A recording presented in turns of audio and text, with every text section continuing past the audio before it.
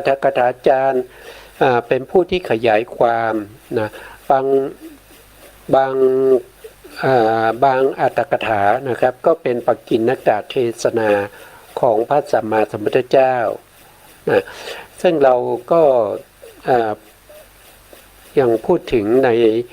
นตถาคตอยู่นะครับทีนี้เราไปดูในส่วนที่เราค้างไว้เมื่อครั้งที่แล้วนะครับครั้งที่แล้วเนี่ยเราได้ศึกษาในลักษณะที่พระพุทธองค์เสด็จมาสู่ลักษณะของสภาวธรรมทั้งหลายนะเป็นอย่างไรนะเราครั้งที่แล้วเราพูดถึงเรื่องของอิทธิบาท4อิทธิบาทมีลักษณะสำเร็จนะสำเร็จก็คืออะไรก็คือบรรลุวัตถุประสงค์นะบรรลุธรรมที่ควรบรรลุนะครับหรือถึงธรรมที่ควรถึงนะครับอย่างเช่นอิทธิบาท4นี้เป็นบาทให้เราเข้าถึงอะไรก็เข้าถึงมรรคจิตผลจิตแล้วก็มีนิพพานเป็นอารมณ์นะอิทธิบาท4ก็จะมีตรงนี้ท่านไม่ได้บอกถึง4จริงๆแล้วก็จะมีอยู่4นะครับก็มี1ก็คือฉันทาธิปตินะครับก็คือความเป็นอธิบดีของฉันทะเจตสิกนะฉันทะเจตสิกเป็นเจตสิกที่อยู่ในปกิณกเจตสิกสังกัดอยู่ในอัญญสมานะเจตสิก13นะครับฉันทะนี่เป็นเจตสิกดวงหนึ่งที่อยู่ใน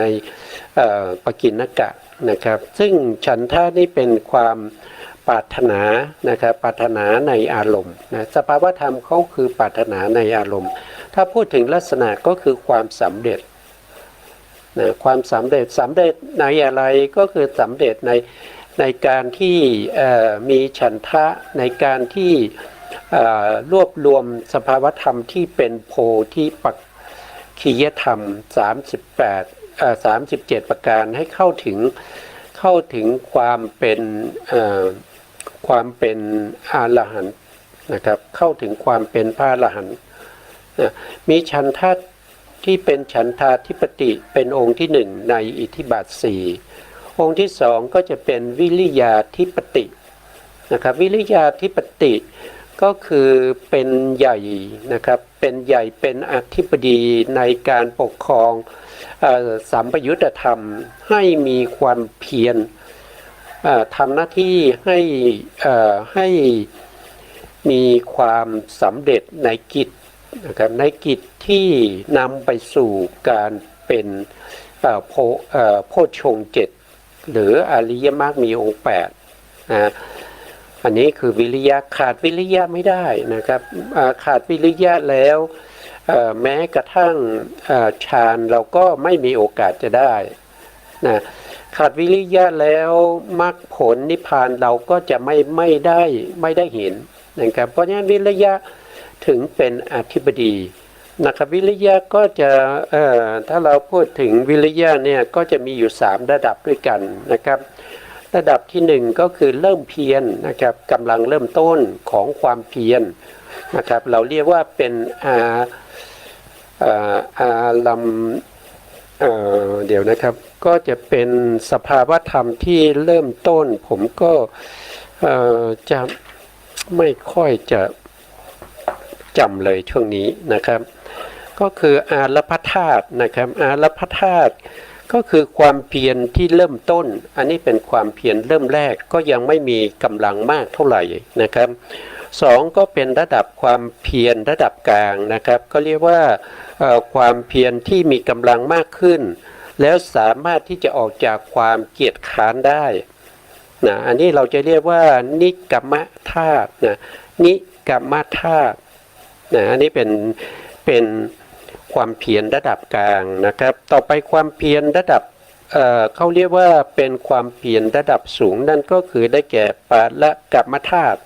ปาละกัมมธาตุนะครับก็คือความเพียรที่มีกำลังมากนะครับแล้วก็ก้าวไปสู่ข้างหน้าอย่างมั่นคงบัดบั่นไม่มี ธรรมอื่นมาทำให้เกิดอย่างถีนมิท่าเนี่ยก็ไม่สามารถที่จะเข้าได้เมื่อความเพียรเข้าไปถึงระดับสูงนะครับก็เรียกว่าเป็น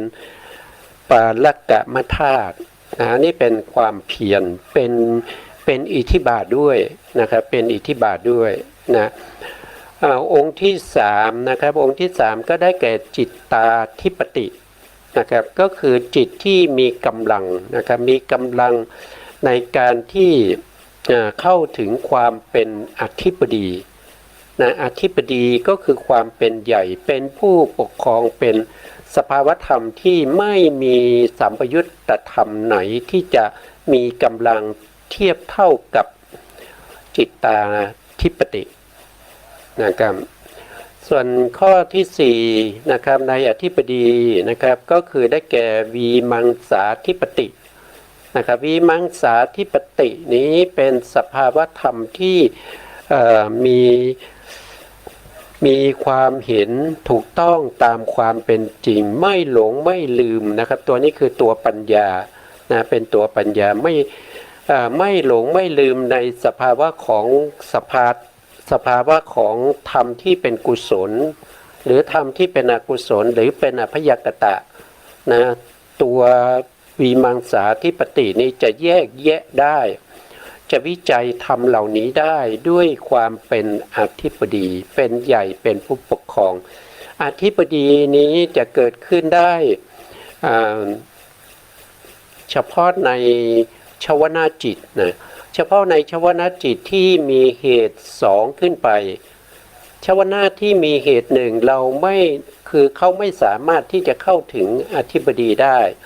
อย่างเช่นโมหะมูลจิตสองซึ่งมีเหตุอยู่แค่เหตุเดียวนั่นก็คือโมหะเหตุเข้าถึงความเป็นอธิปดีไม่ได้นะอย่างโลภะมูลจิตก็เข้าถึงความเป็นอธิปดีได้เพราะว่าเขามีเหตุสองนั่นก็คือโลภะเหตุแล้วก็โมหะเหตุแล้วก็ทำหน้าที่ชวนะด้วยนะ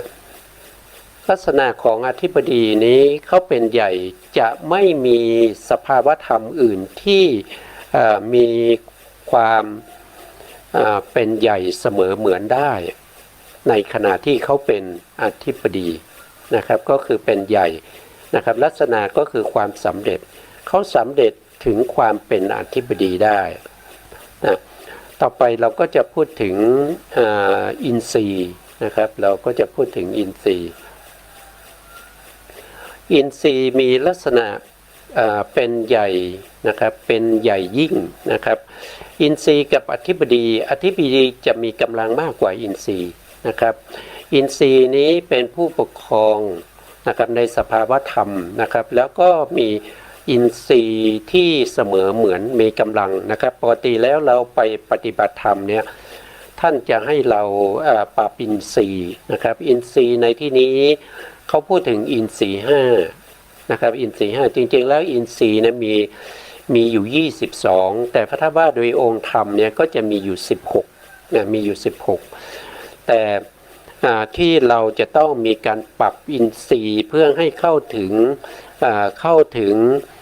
เรื่องของอัปปนานะอัปปนาก็คือพวกที่เป็นฌานเป็นสมถะนะครับเช่นปฐมฌานทุติยฌานตติยฌานจตุทัชฌานปัญจมฌานอย่างนี้เราก็ต้องมีการปรับอินทรีย์เหมือนกันนะครับอินทรีย์ที่เราจะปรับเนี่ยก็คือจะมีอยู่2คู่ด้วยกันนะครับคู่ที่1ก็คือศรัทธาสัตทินทรีย์ก็คือศรัทธาที่สามารถเข้าถึงความเป็นใหญ่เป็นผู้ปกครองในสภาวธรรมนะเรียกว่าเป็นศรัทธาความเชื่อความเลื่อมใสในธรรมที่ควรเลื่อมใสในสิ่งที่ควรเลื่อมใสศรัทธาไม่ใช่เลื่อมใสในธรรมที่เป็นอกุศลในธรรมที่ไม่ควรจะเลื่อมใสไม่ควรที่จะเชื่อนะทีนี้ศรัทธาเนี่ยเวลาเราจะประพฤติปฏิบัติในเรื่องของสมาธิหรือว่าในเรื่องของวิปัสสนาเราจะต้องมีการปรับอินทรีย์ตัวศรัทธาเนี่ยจะต้องให้มีกำลังเทียบเท่ากับป ปัญญานะครับปัญญาก็เป็นปัญอินทรีย์นะครับศรัทธาและปัญญาเนี่ยเขาจะต้องมีกำลังที่เสมอเหมือนกันนะครับหรือว่าจะยิ่งหย่อนกว่ากันก็ไม่มากนะครับไม่ถึงกับทิ้งห่างกันนะครับเพราะฉะนั้นศรัทธาและปัญญาเนี่ยจะต้องมีกำลังใกล้เคียงกันนะครับเพราะว่าถ้าเรามีศรัทธามากเราไม่มีปัญญาเราก็จะงมงายนะครับงมงายแล้วก็ไม่รู้สภาวะธรรมตามความเป็นจริงเชื่อในสิ่งที่เป็นมงคลตื่นข่าวอย่างเช่นบูชาไอ้ไข่อย่างเนี้ยนะครับอันนี้อย่าเลยนะครับเพราะว่าพระพุทธองค์ได้แสดงไว้ว่าการทำอย่างนั้นที่ไปบูชาในสิ่งที่ไม่ควรบูชาพระพุทธองค์ได้แสดงไว้ว่ามันไม่ใช่ศรัทธานะครับมันเป็นเรื่องของความงมงายเรื่องของโลภะนะครับเรื่องของความอยากความต้องการนะเพราะฉะนั้นเมื่อมีโลภะมีความอยากความต้องการก็ไม่มีศรัทธานะครับไม่มีศรัทธาจะต้องเชื่อในคำสั่งสอนของพระสัมมาสัมพุทธเจ้าศรัทธาจะต้องเชื่อในเรื่องของกรรมและผลของกรรมนะศรัทธาจะต้องเป็นตัวที่เชื่อว่าสิ่งที่เป็นกุศลให้ผลเป็นความสุขนะสิ่งที่เป็นอกุศลให้ผลเป็นความทุกข์นะครับศรัทธาจะต้องเชื่อในลักษณะอย่างนี้แล้วศรัทธาก็จะต้องมีปัญญานะครับเป็นคู่นะกับกำลังที่เป็นใหญ่นะครับก็เสมอเท่ากันกับปัญญานะปัญญาเป็นสภาวธรรมที่รู้เห็นตามความเป็นจริงรู้เห็นในสภาวธรรมไม่ว่าจะเป็นเรื่องของขันธ์เรื่องของอายตนะเรื่องของธาตุที่เป็นมาในอดีตที่กำลังเป็นไปอยู่แล้วก็ที่จะมีในอนาคตต่อไปนะหรือปัญญายังจะรู้ถึงอริยสัจสี่รู้ธรรมที่เป็นทุกข์ธรรมที่เป็นเหตุให้เกิดทุกข์ที่เรียกว่าสมุทัยทุกขสมุทัยธรรมที่เป็นที่ดับแห่งทุกข์นะครับนั่นก็คือได้แก่นิโรธสัจนะครับนิโรธสัจก็คือนิพพานรู้ถึงมรรคนะครับมรรคที่ประกอบด้วยองค์8ที่เป็นเหตุให้เราดำเนินไปสู่ที่ดับทุกข์แล้วก็รู้ในเรื่องของปฏิจจสมุปบาทนะครับเรื่องของเหตุเรื่องของผลนะครับอวิชชาปัจจยาสังขาราอวิชชาเป็นเหตุให้เกิดสังขารสังขารปัจจยาวิญญาณังนะครับสังขารก็จะทำให้เป็นเหตุเป็นปัจจัยให้เกิดวิญญาณที่เป็นปฏิสนธิจิตที่เกิดในภพใดภพหนึ่งเป็นครั้งแรกนะอันนี้ก็เป็นปัญญาที่จะเข้าไปรู้เข้าไปเห็นในเรื่องของเหตุและผลนะครับในถึงถ้าวิปัสสนาก็จะต้องได้ญาณที่สองนะครับก็คือปัจจยปริฆหายานนะอันนี้คือคู่ที่หนึ่งนะส่วนคู่ที่สองนั้นก็คือได้แก่ตัววิริยะนะครับวิริยะนี้จะต้องมีกำลังเทียบเท่ากันกับสมาธินะถ้าเรามีวิริยะมากสมาธิหย่อนนะครับก็จะเกิดความฟุ้งซ่านนะครับในการที่เราจะปฏิบัติในเรื่องของสมถะกำลังเจริญสมาธิอยู่หรือว่าเรากำลังนั่งกำหนดรู้รูปนามอยู่ในวิปัสสนาถ้ามีวิริยะมากนะครับแล้วก็สมาธิหย่อนเนี่ยจะทำให้เกิดการฟุ้งซ่านจิตจะไม่สงบนะครับแต่ถ้าสมาธิมากวิริยะหย่อนนะครับไม่ใกล้เคียงกันหรือเสมอกันเนี่ยก็จะทำให้เกิดความง่วงเหงาเหานอนนะครับมันจะง่วงแล้วบางทีอาจจะทำให้เราเกิดเป็นคนเกียจคร้านได้ด้วยกำลังของสมาธินะด้วยกำลังของสมาธิที่ไม่มีวิริยะเข้าประกอบนะอันนี้ก็เป็นอินทรีย์นะอินทรีย์นะครับ ศรัทธาคู่กับปัญญานะครับแล้วก็วิริยะคู่กับสมาธิแล้วก็มีอีกหนึ่งก็คือสตินะสตินทรีย์สตินทรีย์นี้เป็นสติที่กำหนดรู้ในเรื่องของถ้าเป็นสมถะก็กำหนดรู้ในเรื่องของนิมิตต่างๆปริกรรมนิมิตอุคหานิมิตปฏิภาคนิมิตสตินี้ยิ่งมีมากก็ยิ่งดีสติจะต้องเป็นผู้นำในอินทรีย์ห้านะครับสติจะหย่อนไม่ได้ถ้าสติหย่อนนั่นแสดงว่าเราปฏิบัติไม่ว่าจะเป็นศรัทธาปัญญาวิริยะสมาธิก็ไม่สามารถที่จะตั้งมั่นได้เพราะขาดสตินะครับเพราะนี้สติมีความสำคัญสติจะต้องเป็นผู้นำท่านเปรียบเหมือนว่านะครับรถเทียมม้านะครับมีม้าอยู่5ตัวนะครับมีม้าอยู่5ตัวม้าตัวที่1นั่นคือตัวสตินะครับสติม้าตัวที่1จะต้องนำหน้าเสมอนะครับจะต้องนำหน้าเสมอนะมีสติมั่นคงนะครับแล้วก็มีกำลังมากนะครับก็จะนำพาเรา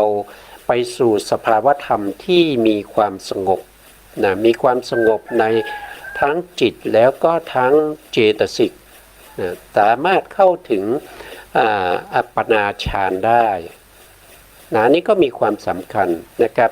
หรือว่าเข้าถึงมรรคผลนิพพานได้ด้วยนะอันนี้เป็นอินทรีย์5นะครับส่วนอินทรีย์22นั้นก็คือเราก็จะจำแนกออกมาโดยความเป็นรูปกับนามนะครับรูปอินทรีย์มีอยู่มีอยู่8นะครับแล้วก็รูปอินทรีย์8มี8รูปอินทรีย์มี8นามอินทรีย์มี8ว่าโดยองค์ธรรมนะครับรวมกันก็จะเป็น16นะทีนี้รูปอินทรีย์ก็คือได้แก่จักขุนสีหนึ่งคือจักขุนสีก็คืออะไรก็คือปัสสตานะครับเป็นใหญ่เป็นผู้ปกครองในการเห็นนะถ้าไม่มีจักขุประสาทการเห็นก็เกิดขึ้นไม่ได้นะสองก็คือโสตินทรีย์โสตินทรีย์ก็คือประสาทหูนะครับเมื่อประสาทหูไม่มีการได้ยินเกิดขึ้นไม่ได้นะครับ3คานินทรีย์คานินทรีย์ก็คือได้แก่ประสาทจมูกเมื่อประสาทจมูกไม่ดีหรือไม่มีเนี่ยการรับกลิ่นเนี่ยเราจะไม่สามารถที่จะรู้กลิ่นได้นะครับ4ก็คือชิวหินสีชิวหินสีได้แก่ประสาทลิ้นประสาทลิ้นก็เอาไว้ใช้ในการลิ้มรสของอาหารต่างๆนะถ้าไม่มีประสาทลิ้นก็ไม่สามารถที่จะรู้รสได้นะครับ5ก็คือได้แก่กายยินทรีย์นะครับก็คือประสาทกายนะครับถ้าไม่มีประสาทกายก็เป็นอัมพฤกษ์อัมพาตไม่สามารถจะรู้สึกได้ถึงความแข็งความอ่อนความหย่อนความตึงแล้วก็ความเย็นความร้อนนะอันนี้ก็5อินทรีย์นะครับต่อไปอินทรีย์ที่6ก็ได้แก่อิทธินทรีย์สภาวะของความเป็นหญิงนะอันนี้เป็นผู้ปกครองในสภาวะธรรมที่เป็นรูปทั้งหลายให้อยู่ในสภาวะของความเป็นอิทธินทรีย์ก็คือเป็นสภาวะของผู้หญิงสภาวะธรรมนี้ที่เป็นอิทธินทรีย์นี้รู้ได้ทางใจมองไม่เห็นฟังเสียงไม่ได้ลิ้มกลิ่นไม่ได้รู้รสไม่ได้ถูกต้องสัมผัสไม่ได้แต่เป็นสภาวะที่รู้ทางใจอันนี้คือข้อที่6ในรูปอินทรีย์ข้อที่7ในรูปอินทรีย์ได้แก่ปุริสินทรีย์ปุริสินทรีย์ก็คือความเป็นใหญ่เป็นผู้ปกครองในส่วนที่เป็นชายนะครับในส่วนที่เป็นชายนะอันนี้ก็เป็นอินทรีย์ที่7ส่วนอินทรีย์ที่8ก็คือได้แก่ชีวิตินทรีย์ชีวิตินทรีย์คือรูปหนึ่งนะครับที่มีหน้าที่ในการรักษาไว้ซึ่งกรรมมัชรูปทั้งหลายนะครับให้ตั้งอยู่ได้นะครับให้ตั้งอยู่ได้ตามระยะเวลาที่รูปนั้นจะตั้งอยู่ นะอันนี้คือรูปอินทรีย์ทำหน้าที่ในการรักษากรรมชรูปทั้งหลายเป็นใหญ่เป็นผู้ครองในการดูแลรักษากรรมชรูปอันนี้ก็มีอยู่8นะครับส่วนนามอินทรีย์นามอินทรีย์ก็มี8ว่าโดยองค์ธรรมนะครับก็คือได้แก่มนินทรีย์มนินทรีย์ก็คือได้แก่จิตทั้งหมดทั้ง89หรือ121เราเรียกว่าเป็นมนินทรีย์มาดวงเดียวอย่างเช่นจักขุวิญญาณนะครับมาดวงเดียวก็เรียกว่าเป็นมนินทรีย์นะโลภะมูลจิตดวงเดียวก็เรียกว่ามนินทรีย์นะครับหรือว่ามหากุศลและจิตดวงที่1ก็เรียกว่ามนินทรีย์นะนี่เป็นนามธรรมนะต่อไปอันที่2ที่เป็นนามธรรมก็คือได้แก่ชีวิตินทรีย์เจตสิกนะครับก็คือเจตสิกดวงหนึ่งนะครับที่อยู่ในสภาพจิตตสาธารณเจตสิกนะครับทำหน้าที่ในการดูแลรักษาสัมปยุตธรรมที่ประกอบกันก็คือดูแลรักษาไว้ซึ่งสัมปยุตธรรมทั้งจิตและก็เจตสิกอื่นๆที่ประกอบกันกับตนนะครับเขาเป็นใหญ่เป็นผู้ปกครองในการดูแลรักษาไว้ซึ่งสัมปยุตธรรมให้มีอายุตามที่เขาเป็นนะครับนั่นก็คือถ้าเป็นนามธรรมก็จะมีอายุเท่ากับเขาเรียกว่าเป็นอนุขณะ3ขณะก็คือมีอุปัจจยะนะอุปัจจยะนะครับแล้วก็ส่วนที่ตั้งอยู่นะครับก็เป็นถีตินะเป็นถีติส่วนที่ดับไปก็จะเรียกว่าเป็นพังคขณะก็เรียกว่าเป็นพังคขณะนะครับก็จะมีอยู่3ขนาดเล็กถ้าเป็นรูปแล้วเทียบกับจิตแล้วรูปนั้นจะมีอายุเท่ากับจิตอยู่ถึง17ดวงด้วยกันว่าด้วยอนุขนาดเล็กก็เท่ากับ51ขนาดเล็กนะครับอันนี้ก็เป็นเรื่องของรูปกับเรื่องของนามนะครับนามอินทรีย์ที่3นะครับนามอินทรีย์ที่3ก็ได้แก่เวทนาสินทรีย์นะครับเวทนาสินทรีย์ก็คือเวทนานั่นเองเข้าถึงความเป็นอินทรีย์เป็นใหญ่เป็นผู้ปกครองในเรื่องของการสวยอารมณ์ที่เป็นสุข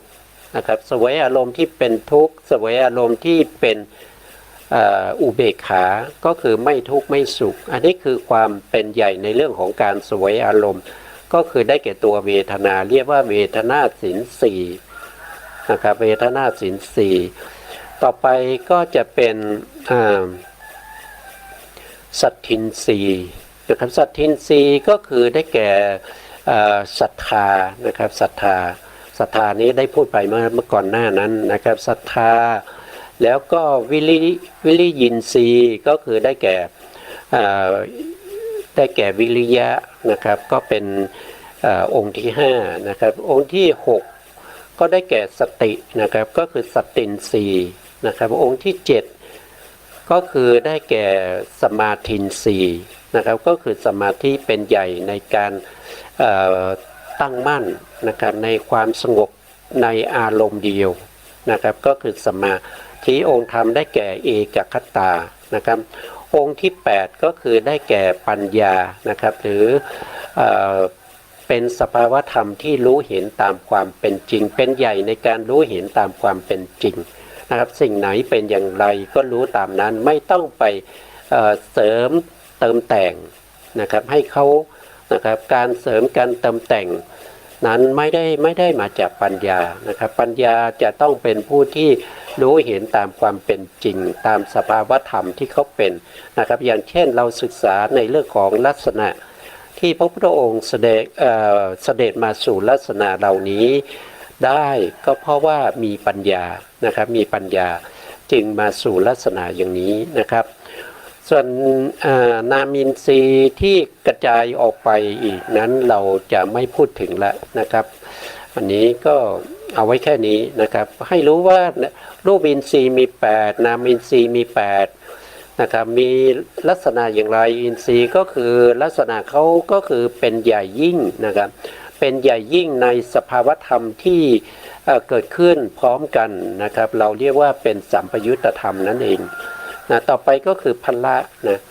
พระพุทธองค์เสด็จมาสู่ลักษณะที่เป็นพละก็คือพละนี่คือไม่หวั่นไหวนะไม่หวั่นไหวต่อสภาวธรรมอื่นๆนะครับเช่นไม่หวั่นไหวต่ออกุศลธรรมอย่างเงี้ยนะครับไม่หวั่นไหวต่อโทสะนะครับที่เป็นปฏิปักษ์ต่อเมตตาอย่างเนี้ยนะครับก็ไม่หวั่นไหวนะพละก็มี5เหมือนกันนะครับก็จะมี1ก็คือศรัทธาพละนะ2ก็คือวิริยะพละ3ก็คือสติพละ4ก็คือสมาธิพละ5ก็คือได้แก่ปัญญาพละนะครับก็มีอยู่5นะครับก็คือความไม่หวั่นไหวมีลักษณะไม่หวั่นไหวต่ออกุศลธรรมทั้งหลาย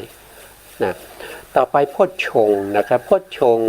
ค์นี้มีอยู่7นะครับมีลักษณะนำออกจากทุกข์นะครับนำออกจากทุกข์เพราะโพชฌงค์นี้เขาเป็นองค์แห่งการตรัสรู้นะมีอยู่ทั้งหมด7อย่างด้วยกันนะครับโพชฌงค์นะโพชฌงค์ก็จะมี1ก็คือสติสัมโพชฌงค์นะครับก็คือสติที่เป็นองค์แห่งการตรัสรู้นะ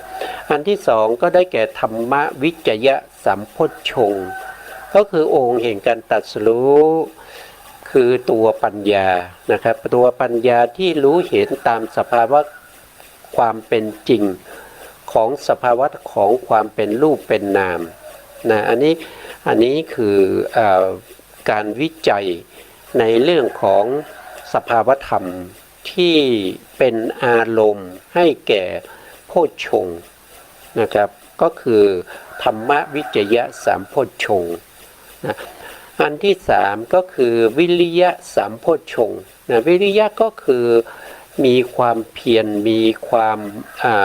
บากบั่นนะครับจนถึงกำลังที่เป็นพละแล้วก็เป็นวิริยะเหล่านั้นนะครับเป็นวิริยะสัมโพชฌงค์นะครับมีความเพียรในการไม่ทอดทิ้งอารมณ์กรรมฐานนะครับไม่ทอดทิ้งสภาวธรรมตามความเป็นจริงนะครับนี่คือวิริยะสัมโพชฌงค์นะครับต่อไปก็จะเป็นสติสัมโพชฌงค์นะ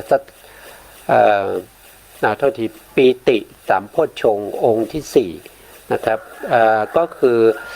ปีติก็เป็นสภาวธรรมที่เกิดกับเกิดในมรรคจิตนะเกิดในมรรคจิตในส่วนที่เป็นความเอิบอิ่มของสภาวธรรมนะครับก็คือตัวปิตินะครับปิติสัมโพชฌงค์ต่อไปก็คือ5ก็คือได้แก่ปัสสัทธินะครับปัสสัทธิสัมโพชฌงค์มีทั้งปัสสัทธิที่เป็นกายปัสสัทธิแล้วก็จิตตปัสสัทธินะครับก็คือความสงบนะความสงบของจิตแล้วก็ของเจตสิกนะนี่ก็เป็นปัสสัทธิ6ก็คือได้แก่อุเบกขานะครับอุเบกขาสัมโพชฌงค์อุเบกขาสัมโพชฌงค์ในที่นี้ก็คือได้แก่ตัตตรมัชฌัตตานะครับองค์ธรรมเขาคือตัตตรมัชฌัตตาเดี๋ยววันนี้เอาแผนภูมิให้ท่านผู้ฟังและผู้ชมได้ดูนิดหนึ่งนะครับ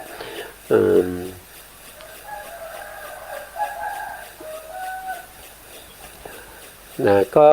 เราก็มาพูดถึงในเรื่องของโพชฌงค์7นะครับโพชฌงค์7ก็จะเป็นเจตสิกทั้งหมดนะครับเป็นเจตสิกทั้งหมดนะก็ขอเริ่มทวนอีกนิดหนึ่งนะครับว่าโพชฌงค์องค์แรกเนี่ยก็คือได้แก่สติสัมโพชฌงค์นะครับสติสัมโพชฌงค์ได้แก่ตัวนี้ตัวสติก็เป็นโสภณเจตสิกนะครับอยู่ตรงนี้นะครับ2ได้แก่ธรรมวิจยะสัมโพชฌงค์นั่นได้แก่ตัวปัญญาก็คือตัวนี้ก็คือปัญญินทรีย์นะต่อไปก็คือวิริยะสัมโพชฌงค์นะครับก็อยู่ตรงนี้เป็นสัพพจิต เป็นปกิณกเจตสิกนะครับอยู่ตรงนี้นะข้อที่4นะครับข้อที่4ได้แก่ปิติสัมโพชฌงค์นะครับก็คือได้แก่ตัวนี้นะก็เป็นเจตสิกดวงหนึ่งนะครับพวกนี้จะต้องมีกำลังนะครับพวกนี้จะต้องมีกำลังนะสติสัมโพชฌงค์แล้วก็ปัสสัทธิสัมโพชฌงค์ปัสสัทธิสัมโพชฌงค์มีทั้งกายปัสสัทธิแล้วก็จิตตปัสสัทธิกายปัสสัทธิก็คือหมายถึงว่าเขาปัสสัทธิกายปัสสัทธิดวงนี้ทำให้เจตสิกที่เกิดในสัมปยุตธรรมเดียวกันนี้เกิดความสงบนะกายปัสสัทธิมีหน้าที่ที่จะต้องไปปรับสัมปยุตธรรมที่เป็นเจตสิกที่เกิดร่วมกันกับตนนี้ให้สงบให้มีความสงบนะครับแล้วก็จิตตปัสสัทธิจิตตปัสสัทธินี้คือเจตสิกที่ทำให้จิตนะจิตที่ไปอาศัยเกิดเนี่ยให้เกิดความสงบเพราะฉะนั้นทั้งจิตและเจตสิกสงบได้นะสงบได้นั่นก็คือเป็นหน้าที่ของปัสสัทธิเป็นผู้ทำให้เกิดความสงบนะครับอันนี้เป็นองค์ที่5ในโพชฌงค์7นะครับโพชฌงค์ทั้ง7องค์เป็นองค์แห่งการตรัสรู้นะครับต่อไปก็จะเป็นอุเบกขาสัมโพชฌงค์บางท่านอาจจะเข้าใจว่าอุเบกขานี่น่าจะเป็นเวทนาน่าจะเป็นตัวนี้นะครับแต่ไม่ใช่นะครับในโพชฌงค์เนี่ยไม่ใช่ตัวนี้นะอุเบกขาได้แก่ตัตตละมัชฌัตตาตรงนี้คือเป็นสภาวธรรมที่วางเฉยนะครับวางเฉยในสภาวะของความเป็นอารมณ์ที่เป็นรูปเป็นนามหรือว่าเป็นกสิณทั้งหลายเป็นปัทวีกสิณนะครับหรือว่าเป็นอาโปกสิณเป็นเตโชกสิณหรือว่าโยกสิณหรือเป็นวันนากสิณอะไรก็ตามนะครับตัตระมัชฌัตตานี้เป็นตัวที่ไปทำให้สภาวธรรมเหล่านั้นที่กำลังกำหนดอารมณ์เหล่านั้นวางเฉยต่ออารมณ์เหล่านั้นนะครับไม่ใช่เจตนาที่เป็นอุเบกขานะครับแต่เป็นตัวตัตระมัชฌัตตานะครับเป็นโพชฌงค์ที่เป็นองค์แห่งการตรัสรู้ตัวหนึ่งนะครับซึ่งเป็นองค์ที่6นะครับส่วนองค์ที่7นี้ก็เป็นสมาธิสัมโพชฌงค์สมาธิสัมโพชฌงค์ได้แก่เจตสิกที่ชื่อว่าเอกคัตตาเจตสิกที่อยู่ในสัพพจิตตสาธารณเจตสิกดวงนี้ทำหน้าที่ให้สภาวธรรมทั้งหลายที่เกิดร่วมกันนั้นมีอารมณ์เป็นอันเดียวกันนะครับมีอารมณ์อันเดียวกันไม่ว่าจะเป็นอารมณ์ที่เป็นสมถะหรืออารมณ์ที่เป็นรูปนามต้องตั้งมั่นอยู่ในอารมณ์เดียวกันนะครับอันนั้นคือสมาธิหรือเรียกว่าเป็นสมาธิสัมโพชฌงค์นะครับนะเรื่องของโพชฌงค์ก็มี7องค์นะครับโพชฌงค์เหล่านี้เนี่ยถ้าเราเจริญให้ดีก็จะนำออกจากทุกข์นะครับนำออกจากทุกข์นะครับแล้วเขาประกอบอยู่ในมรรคจิตนะเขาอยู่ในมรรคจิตด้วยประกอบอยู่ในมรรคจิตทำให้เราได้มรรคมีนิพพานเป็นอารมณ์นะแล้วมรรคนั้นก็จะไปประหารอนุสัยกิเลสเพราะอนุสัยกิเลสนอนนึ่งอยู่ในขันธสันดานของเรา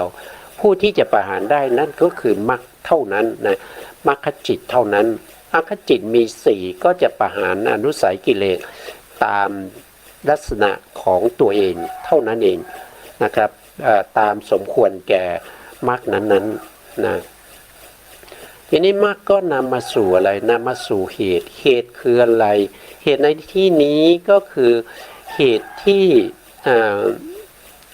เข้าถึงความเป็นพระอริยบุคคลนะครับเข้าถึงความเป็นโสดาปัตติมัคคะบุคคลโสดาปัตติผลคะบุคคลซึ่งโสดาปัตติมรรคก็กำจัดเสียซึ่งอนุสัยที่ชื่อว่าวิจิกิจฉานุสัยและก็ทิฏฐินะครับก็คือความเห็นผิดทิฏฐานุสัยนะครับ กำจัดสองตัวนี้ด้วยความเป็นสมุจเฉทมรรคนั้นเราเรียกว่าเป็นโสดาปัตติมรรคนะส่วนสกทามีมรรคนะครับซึ่งเป็นระดับสองที่เป็นมรรคจิตระดับสองเรียกว่าสกทามีมรรคก็จะทำการประหารอนุสัยโดยความเป็นตนุกละประหารก็คือทำให้เบาบางลงไปนะครับไม่สามารถประหารโดยความเป็นสมุจเฉทได้ไม่เหมือนกับโสดาบันโสดาบันประหารโดยความเป็นสมุจเฉทได้อนุสัยสองตัวก็คือได้อนุสัยที่เป็นทิฏฐานุสัยแล้วก็วิจิกิจฉานุสัยนะอนุสัยมี7ก็ยังเหลืออีก5นะครับอนุสัย5ที่เหลือนั้นก็จะถูกสกทาคามีมรรคเป็นผู้ประหารโดยความเป็นอนุตตละประหารนะครับก็คือทำให้เบาบางลงเช่นปฏิฆานุสัยนะครับถ้าเราเปรียบเทียบแล้วปฏิฆานุสัยมีอยู่ทั้งหมด100ใช่ไหมครับสกทาคามีก็เข้าไปประหารได้20นะครับก็ยังเหลืออยู่80อย่างเนี้ย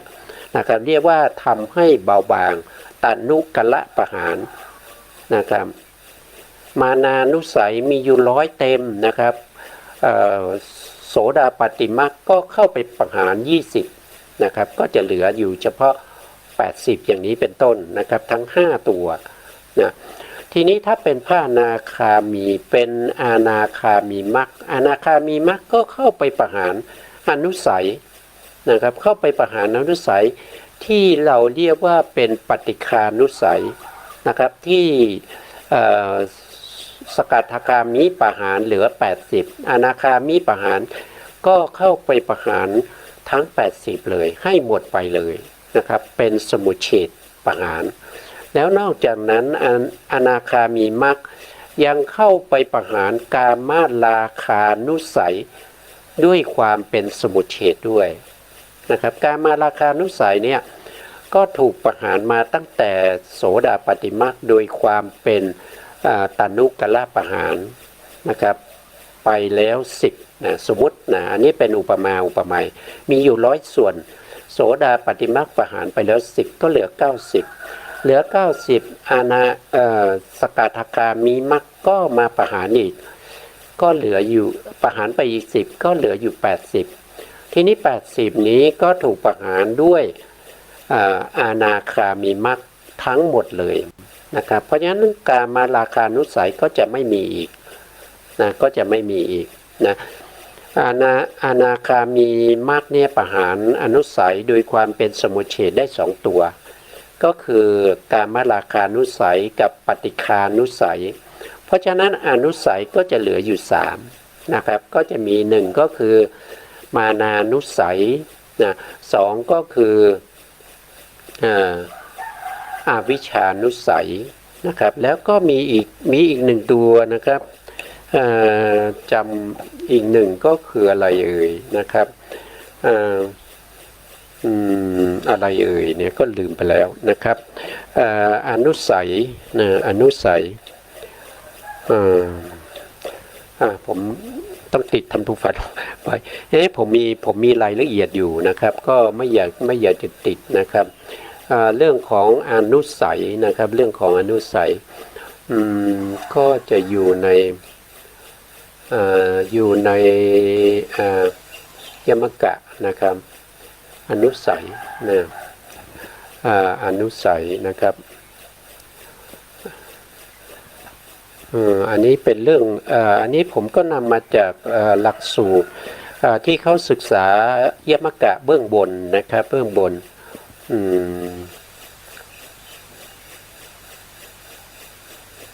มานานุสัยนะปฏิฆานุสัย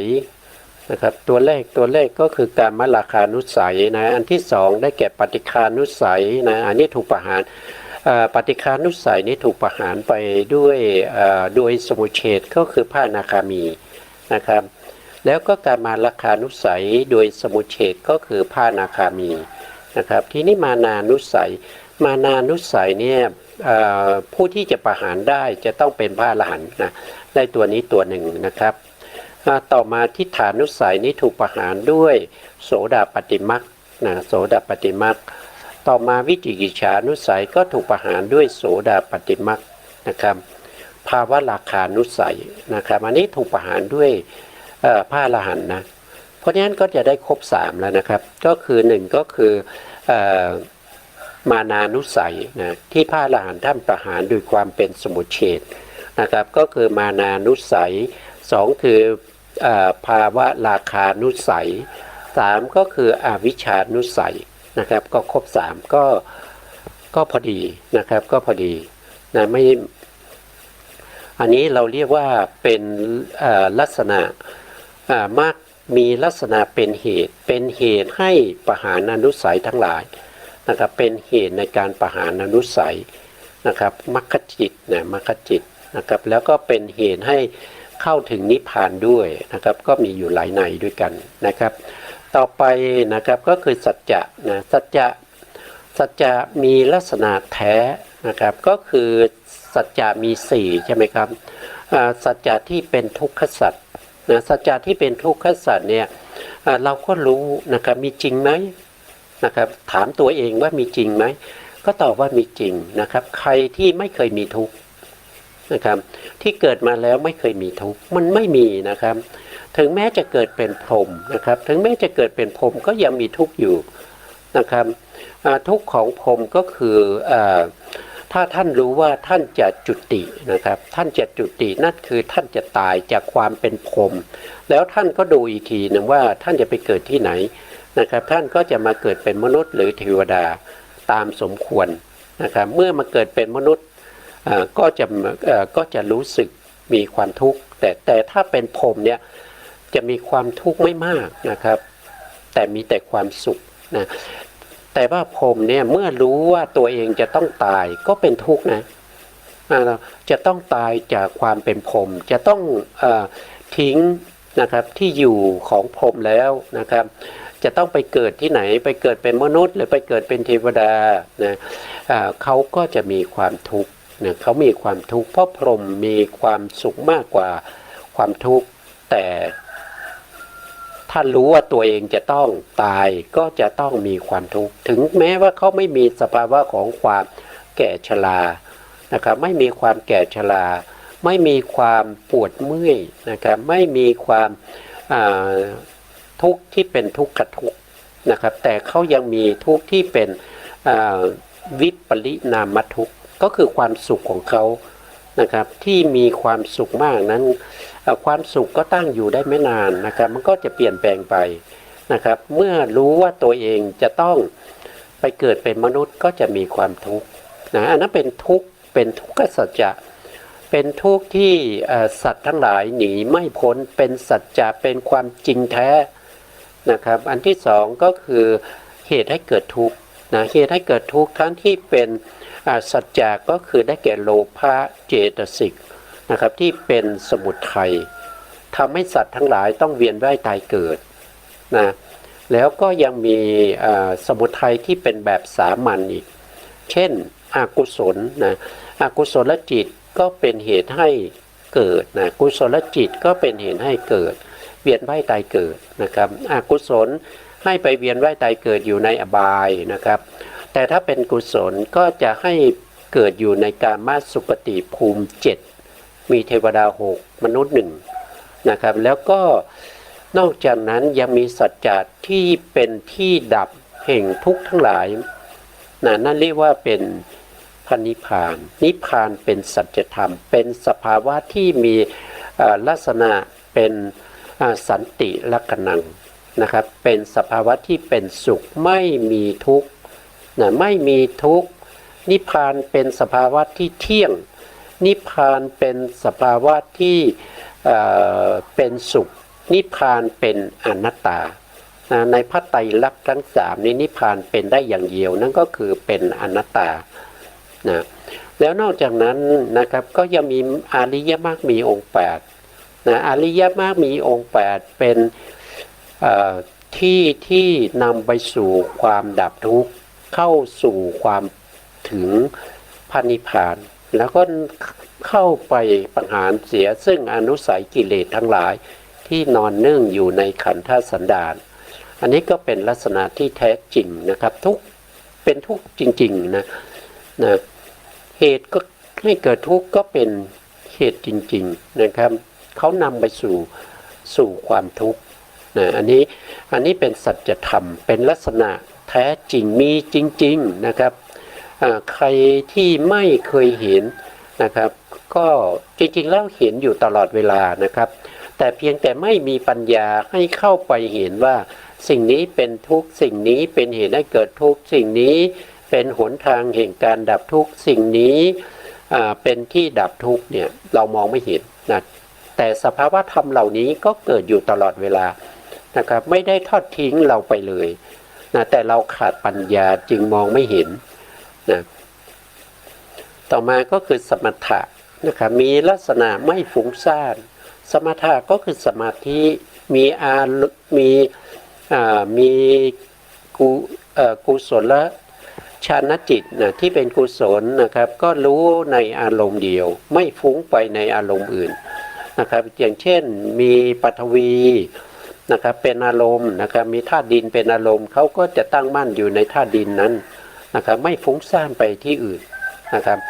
สมถะมีอารมณ์ถึง40อย่างนะครับที่ให้เข้าถึงปฐมฌานเนี่ยมีอยู่แค่25นะครับมีอยู่25อารมณ์นะครับนอกจากนั้นก็จะมีอีก15นั้นเข้าได้เฉพาะอุปัจจารสมาธิเขาไม่สามารถที่จะได้ปฐมฌานเลยนะแล้วก็อารมณ์ที่เข้าถึงทุติยฌานตติยฌานจตุทัชฌานปัญจมัต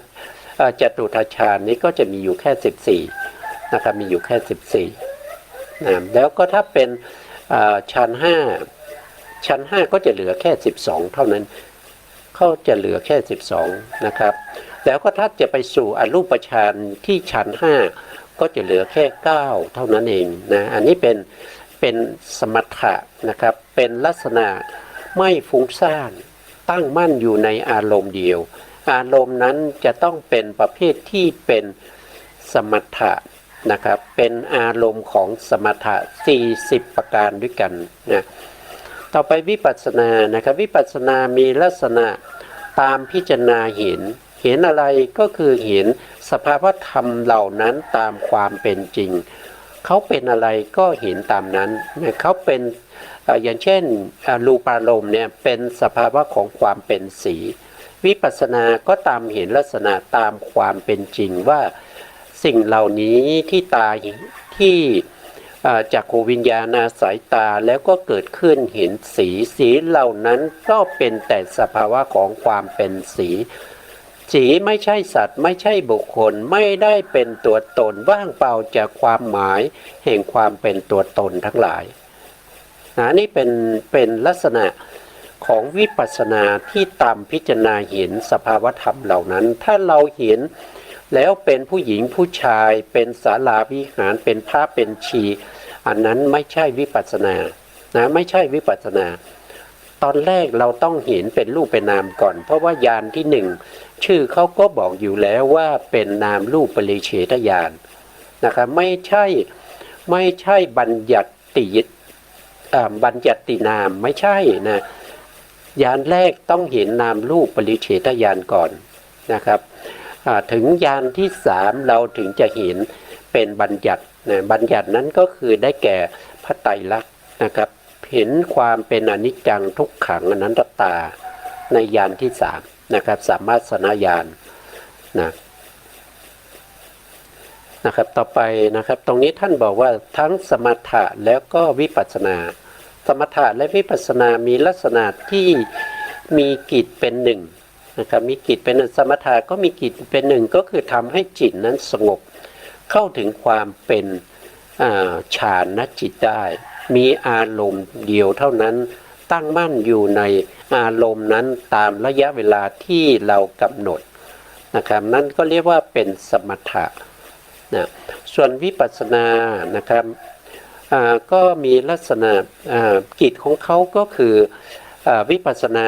คือกิจเขาเนี่ยคือการเห็นตามความเป็นจริง นะครับเห็นรูปเห็นนามตามความเป็นจริงเป็นรูปก็เป็นรูปนามก็เป็นนามนะครับเป็นอย่างเดียวเท่านั้นนะครับไม่มีอารมณ์ในขณะเดียวนี้เกิดสองอย่างไม่ได้เพราะจิตที่เกิดขึ้นจะต้องมีอารมณ์ทีละอย่างทีละอย่างไม่มีอารมณ์สองอย่างนะครับไม่มีอารมณ์สองอย่างนะครับไม่ใช่ว่าจะมีอารมณ์ทั้งสมถะและก็วิปัสสนาไม่ใช่นะสมถะก็มีอารมณ์อย่างหนึ่งวิปัสสนาก็มีอารมณ์อย่างหนึ่งแต่สมถะกับวิปัสสนาเนี่ยเขาอาศัยซึ่งกันและกันนะเขาเกื้อหนุนกันนะครับวิปัสสนา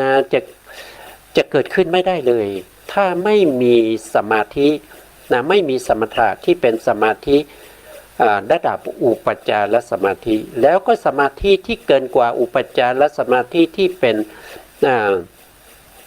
สมาธิที่เป็นอัปปนาหรือฌานนั้นจะไม่เอื้ออำนวยให้เกิดวิปัสสนาญาณเพราะว่าวิปัสสนาญาณจะต้องเพ่งพิจารณาถึงลักษณะของนามรูปมีลักษณะของนามรูปเป็นอารมณ์นะถ้าสมถะนี้มีลักษณะของอารมณ์ที่ตั้งมั่นอยู่ในอารมณ์เดียวเพราะฉะนั้นอารมณ์เดียวเนี่ยจะทำให้วิปัสสนาญาณไม่เกิดก็เป็นสมถะนะครับถ้าเราไม่เปลี่ยนมากำหนดรู้ในเรื่องของนามรูปนั่นก็ที่เป็นวิปัสสนานะ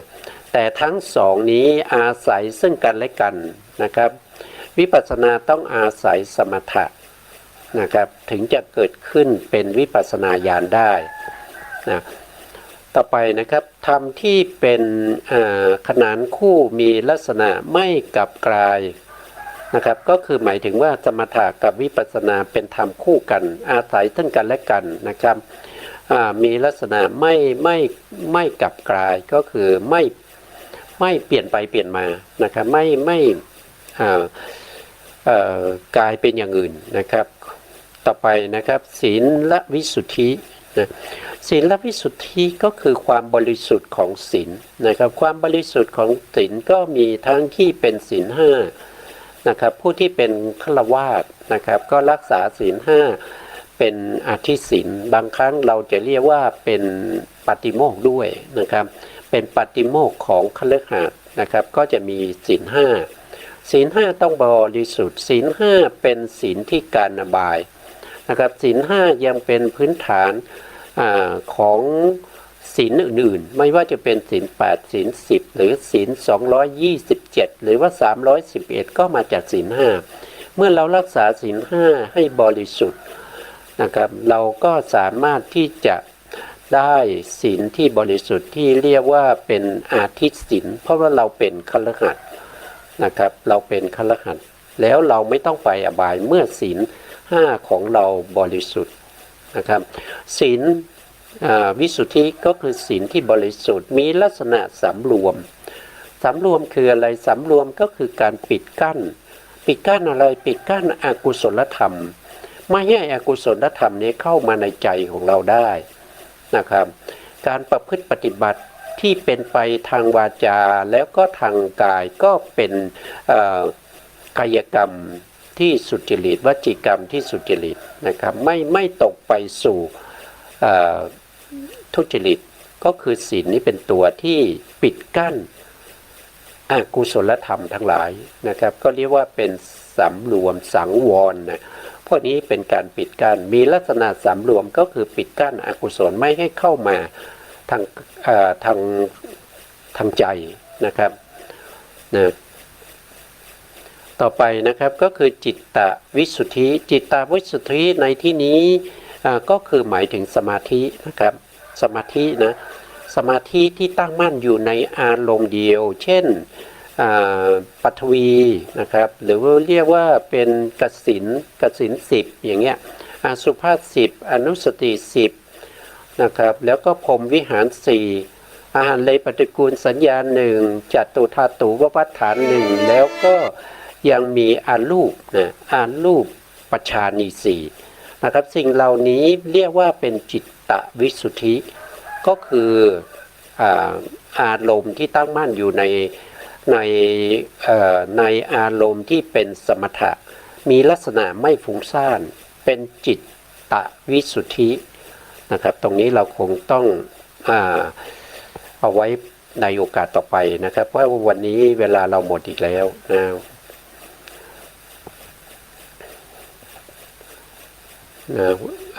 เวลาหมดก็ต้องคืนเวลานะครับก็ต้องคืนเวลาให้ทางสถานี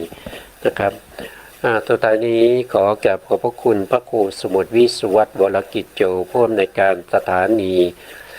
วิทยุเพื่อการศึกษาพระพุทธศาสนาและวัฒนธรรม FM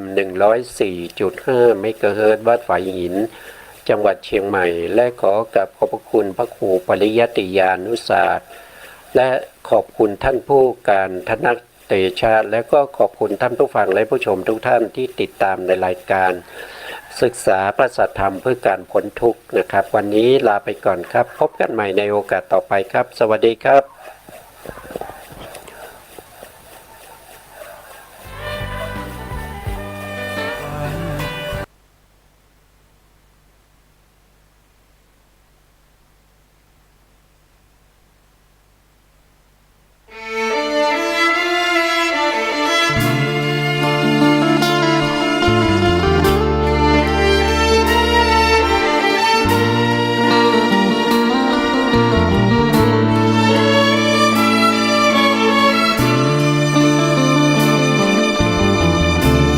เปรียบความหลงนั้นเป็นความหลับ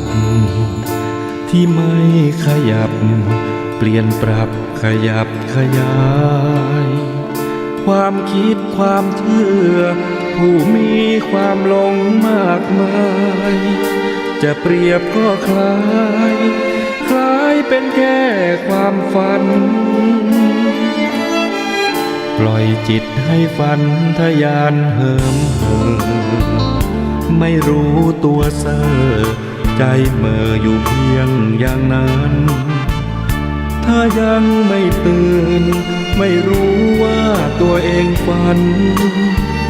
เพราะเหตุฉะนั้นจึงคิดว่าฝันเป็นจริง